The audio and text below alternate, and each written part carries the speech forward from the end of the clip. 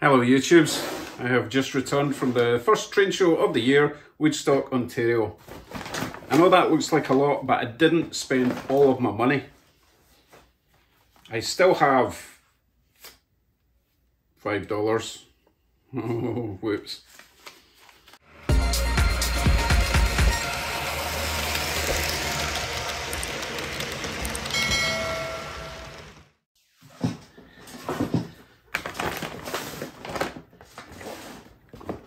What a great show. It wasn't the biggest show, but there was plenty to look at.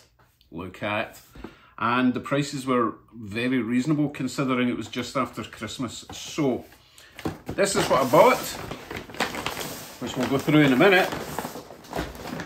And this is a box of sin, apparently.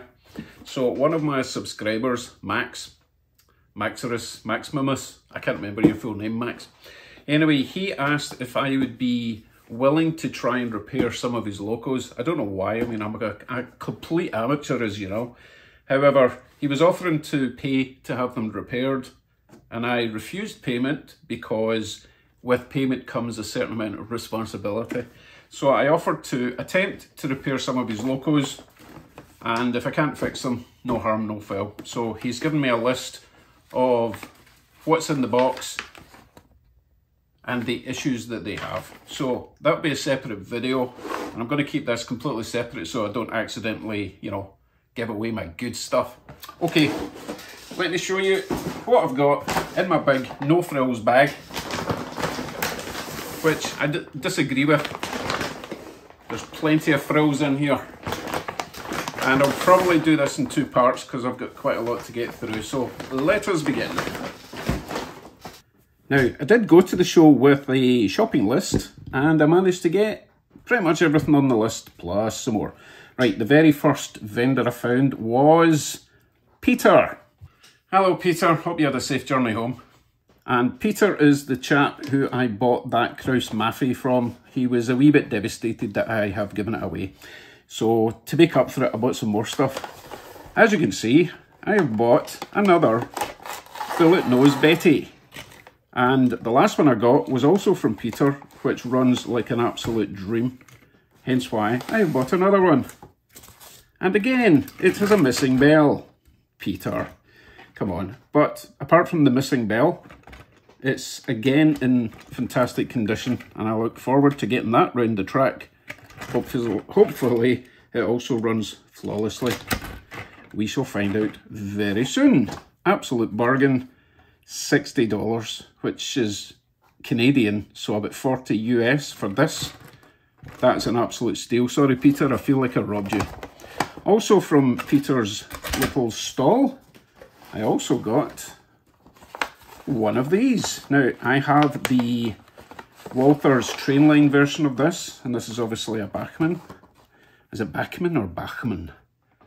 It's needing a little bit of work at the back, and the front has got some strangeness going on, but it feels great. It's nice and heavy, looks nice and clean, so we will try that on the track as well. These are all DC at the moment, but since I've converted my Trainline version of this to DCC, I might do the same with this and we can run them together. And also from Peter's little stall, we have another DC rail. This time it is number 4642, and if you've been paying attention, you will know that I have the 4641, so that is absolutely ideal.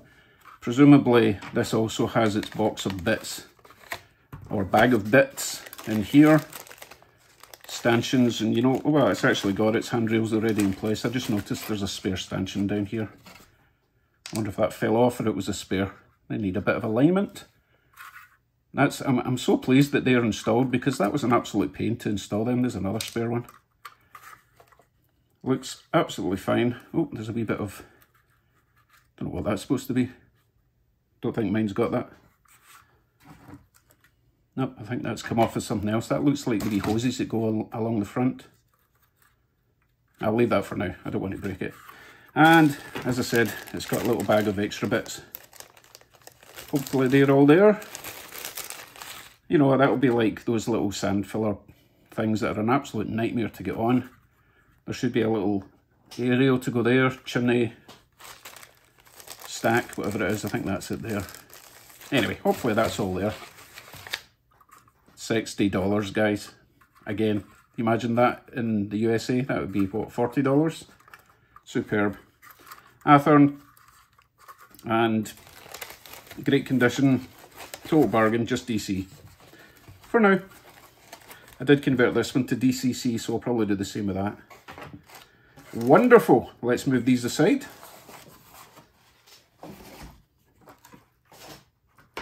So my Digitrax guy was not at the show. I think the weather just put an end to that idea. However, I did still manage to pick up a couple of Digitrax sound decoders. And I got these from my good friend John, who's a subscriber to the channel. Hello John, finally bought something from you. Still didn't buy a house. So these are SDX 166, whatever that means. And apparently there's a choice of, let's see, it says 8 selectable steam and diesel sounds. So we're not going to have a huge amount of options for what we put them in. However, apparently these are, you can get downloadable sound files for them. So I need to look into how to do that. These were an absolute bargain. This one does not come with a speaker. That one's got the speaker, but he gave me a discount. So thank you very much, John. I also managed to find someone else selling some decoders, and I picked up this little guy from a nice chap called David. Hello David, I haven't decided what I'm going to be installing this in. Anyway, I'll see you at the next train show, hopefully with some double low gauge stuff. And as you can see, it is tiny. It's obviously designed for N scale or even Z scale. So it does say that it will work in HO scale, but I don't imagine it's going to provide a lot of power for the bigger locos. So I'll maybe use that for a little switcher or something that's not going to be drawing too much power. It's just a mobile decoder, front, back, lights. It's got the wires that we need. It doesn't have those extra ones that the other Digitrax decoders have that we end up cutting off anyway. So that's pretty awesome. And finally in this first batch, we have an Athearn Blue box. It was $35. Union Pacific SD40-2, I believe, with its extended platforms. Isn't that nice? Again, Athearn Blue box. Looks pretty clean. Now I need to start collecting Union Pacific freight or passenger cars, which I may have. But that will be on the next video, because in this video I want to get this and that and that and that and that onto the track, see if they run and how well they run. Right, let me move this aside, get over to the track. Let us begin with my new CN 6060 steam train. Now I'm not expecting perfection and fully aware that they might need a little bit of lubrication, but let's see how it performs. That's a good start. And all these trains will be getting a once round the track, round the hardest points and crossovers I've got. So if they make it round without derailing, it's a winner. So let's follow this one. So far it looks absolutely gorgeous.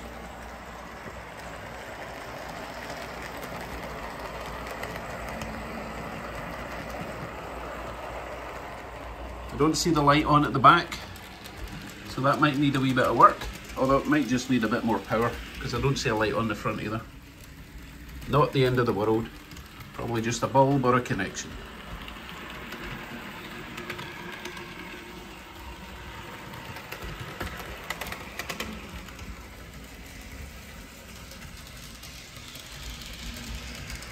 So far so good, although we are coming up to the tricky part. Bottom of this hill, there's a bend, then a small straight, then a bend, and some of the bigger locos like to fall off there. Oh, success, we'll get round. Next tricky bit is round here. We have 2 sets of points. Success. Now this section round here used to be a problem, but I think I fixed this bend. The bend just needed a bit of banking on the curve. And I replaced this set of points here, which seems to be working fine. And finally we've got a diamond crossing thing there. Fantastic, 100% success. Running great. Thank you, Peter. Another fantastic purchase from you. Wonderful. Let's check out the crawl on this bend, or the creep, whatever you guys want to call it.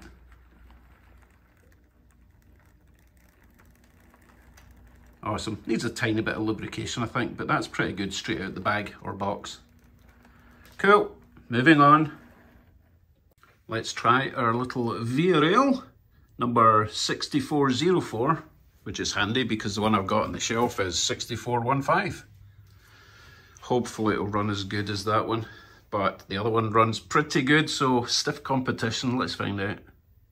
So I had to remove the couplers. As soon as I put this on the track, I noticed the couplers, the KD style, were just hanging down way too low and they were going to foul on the sleepers.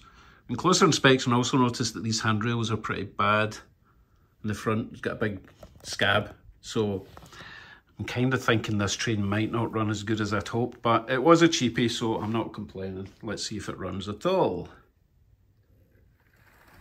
It does. I can hear a little tick at the back. So that definitely needs a wee bit of work.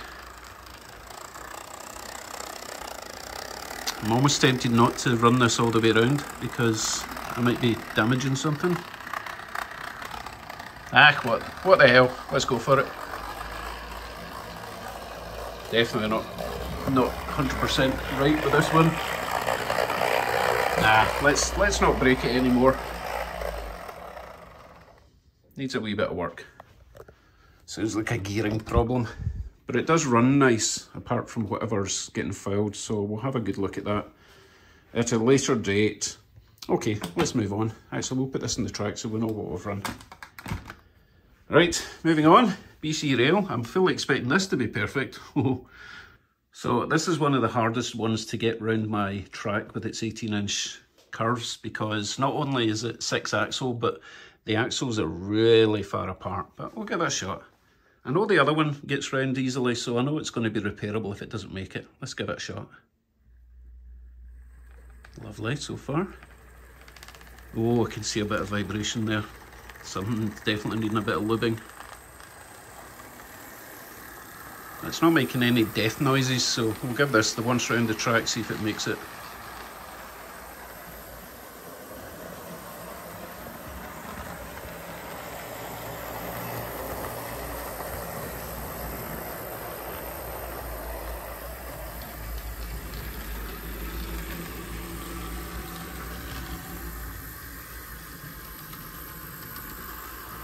It just sounds really dry in there.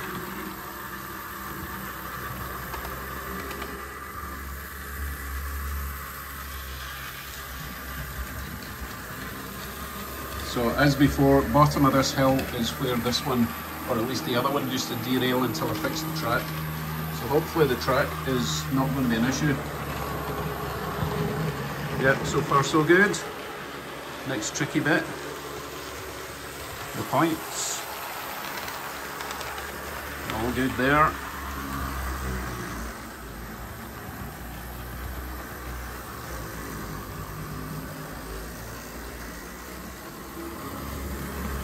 And the final mess, which is down here. Success! Fantastic. Okay, so he's going to come off, get a bit of a lube job, clean up, and get him back to perfection. Possibly with a decoder installed. Gorgeous. And finally for this segment, our Union Pacific SD40-2, I think. Now this did come from the seller's private collection, so I'm hoping that it just runs perfectly like he insisted it would. Let's find out.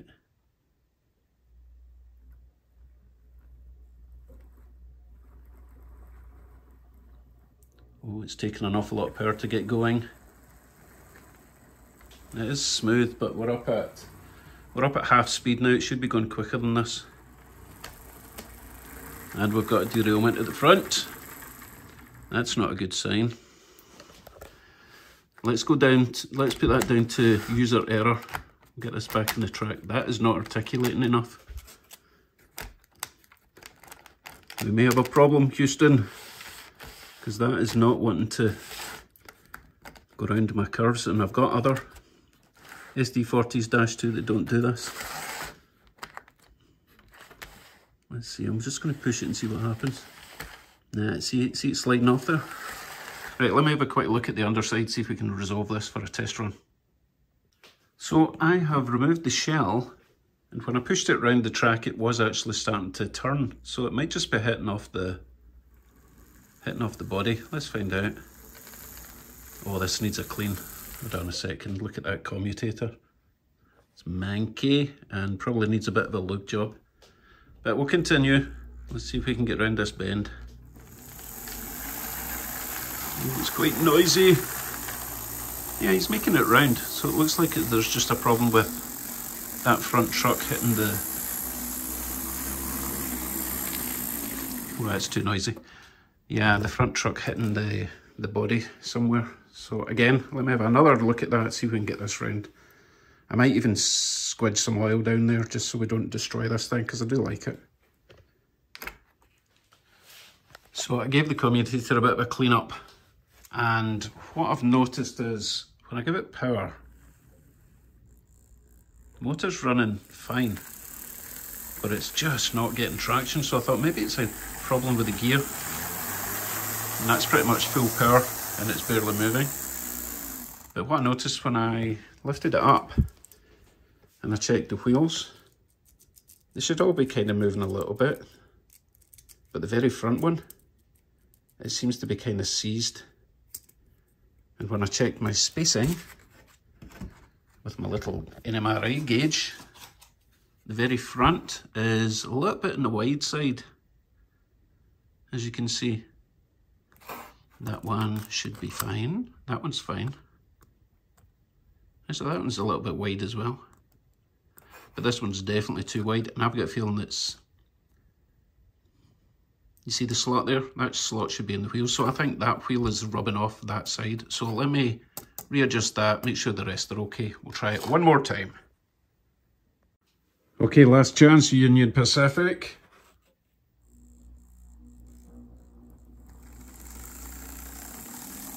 Yeah, we're at half speed. So we obviously have a slipping gear somewhere on a shaft. So that looks like a prime candidate for Tune-Up Tuesday. No point in trying to make it go around the track, we're just making things worse. That's a shame. Let's try it in reverse for a laugh. Nah, same issue. We have a gear problem, not the end of the world. Enjoy fixing these things.